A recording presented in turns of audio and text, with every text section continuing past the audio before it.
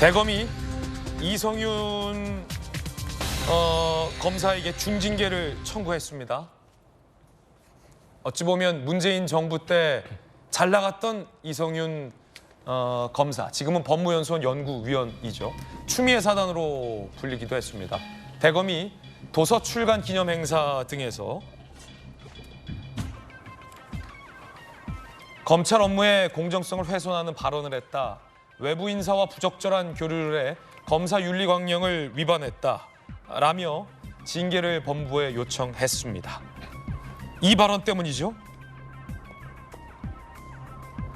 윤 대통령 사법연수원 동기로 30년간 부대끼며 무도함을 누구보다 많이 지켜왔다. 윤석열 사단은 전두환의 하나회에 비견될 정도다라는 정치적인 발언을 했습니다.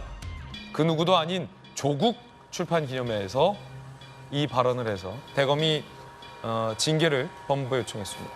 검찰은 공무원으로서 이 정치적인 어떤 중립성을 지켜야 하는데 이성윤 법무연수원 연구위원은 아직도 검사입니다. 그렇기 때문에 징계 사유에 해당한다라고 검찰 측은 밝히고 있습니다.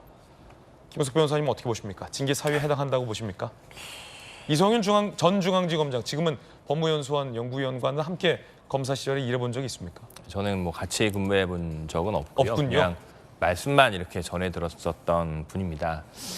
근데 저도 전직 검사로서 이런 일을 이렇게 접하면 솔직히 마음이 되게 안타까운 부분이 듭니다. 일단 제가 이제 검사 시절에 제일 가슴 아팠던 비판이 뭐였냐면 정치 검찰이라는 비판이었어요. 검사들이 보통 수사를 하고 수사할 거리가 생겨서 수사를 하는데 이게 과연 의도가 있는 거냐, 정치적으로 하는 거 아니냐 이런 얘기를 들을 때 사실 99%의 검사들은 그런 사건 처리하지 않고요. 그냥 자기 일, 맡은 일 그냥 합니다. 그런데 정치 검찰이라는 얘기를 들을 때 정말 가슴이 아프고 사기가 저하되고 내가 검사를 해야 되나 이런 생각까지 드는 자괴감도 생기거든요. 근데 검사가 대놓고 정치 활동을 하고 정치색이 있는 곳에 가서 정치적인 발언을 하는 게 이게 적절한가?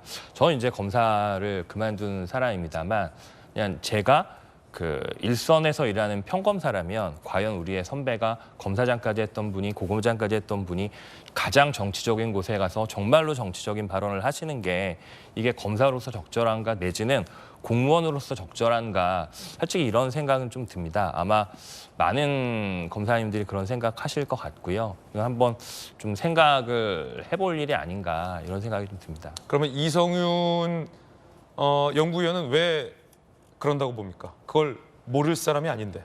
네, 본인이 정치적인 생각이 있으시지 않을까 이런 생각이 드는데요. 그게 이제 사실 이성윤 연구위원께서 검사 시절에, 그러니까 전임 정부 시절에 본인이 전임 정부에서 되게 인정받으셨던 분이지요. 이제 그분이 인정받았던 배경에 대해서도 검찰 내부에서 여러 가지 시각이 있거든요. 그런 시각이 있던 분이 이제 정부가 바뀌고 이제 기소되시기도 하고 또 이제 출마를 앞두신 건지 저렇게 정치적인 자리에서 정치적인 말씀을 정말 대놓고 하시니까 이게 저는 전직 검사입니다만 마음이 약간 좀 무겁기도 하고 좀 그렇습니다. 네.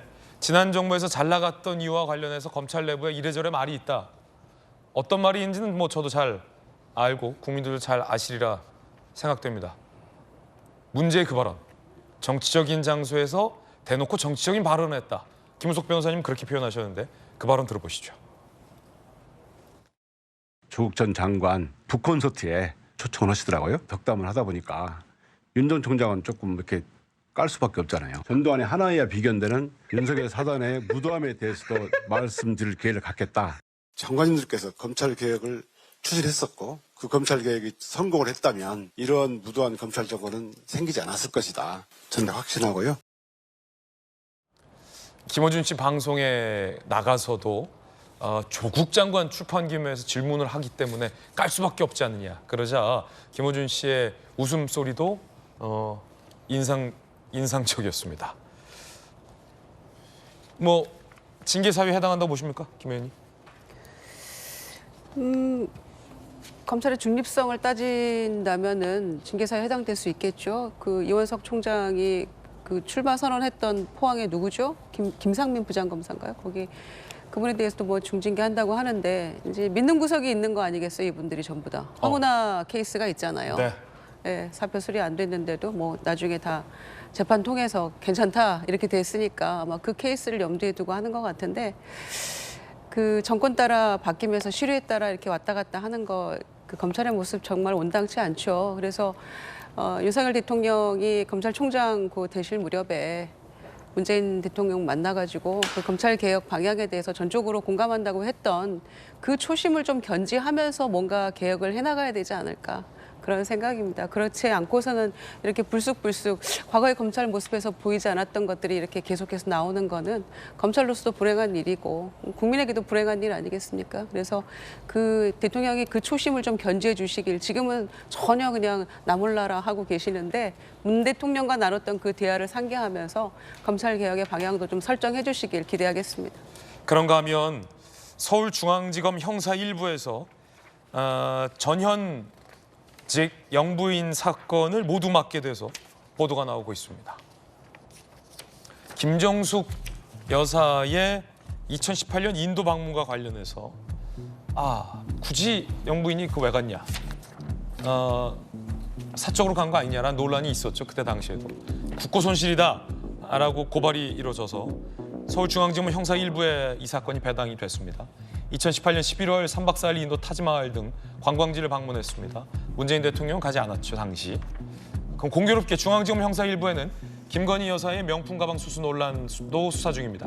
22년 9월 300만 원가량의 명품 가방을 선물 받은 의혹과 관련해서 이 사건을 수사 중인 곳도 서울중앙지검 형사 1부입니다. 김우석 변호사님, 네. 그 중앙지검 형사 1부가 바쁘군요. 네, 이게 오늘 저 안 나오면 어떡하시려고.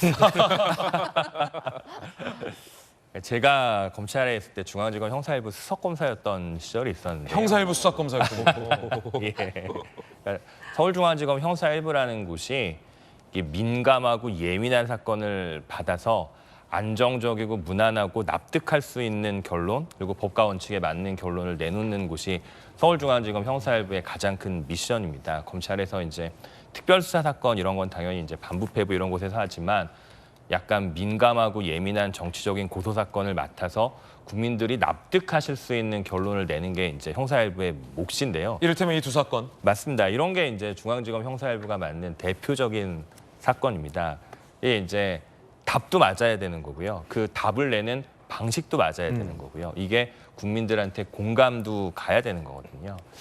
그러니까 이게 지금 뭐 중앙지검 형사일부에서 아마 골치 아플 겁니다. 아마 지금 이게 근데 이제 제가 이제 뭐 검찰 떠난 입장이지만 하고 싶은 말은 이게 검찰에서 이렇게 무슨 정치적인 시기 뭐 그런 거 생각하지 말고 법과 원칙 맞춰서 정말 아닌 건 아니고 이거 맞는 건 맞다고 결론을 내려야지 질질질질 끌면서 이거 언제쯤 결론 내는 게 좋겠지 이런 생각을 전 사실 안 했으면 좋겠어요. 되려 국민들이 관심 갖는 이슈가 있으면 신속하게 수사해서 결론을 냈으면 좋겠고 이게 이제 질질질질 시간을 끌다가 아무도 관심을 갖지 않을 때 결론을 내는 게 이게 맞는 태도인가 이런 생각이 들고 국민이 관심을 갖고 있는 이슈가 있으면 신속하게 수사해서 이건 이거 저건 저거다 결론을 내줬으면 좋겠습니다. 이거 네. 뭐 중앙지검 형사일부에서 저를 밉게 생각하실 수 있을 것 같은데 근데 이게 이제 바깥에 나온 입장에서 바라보면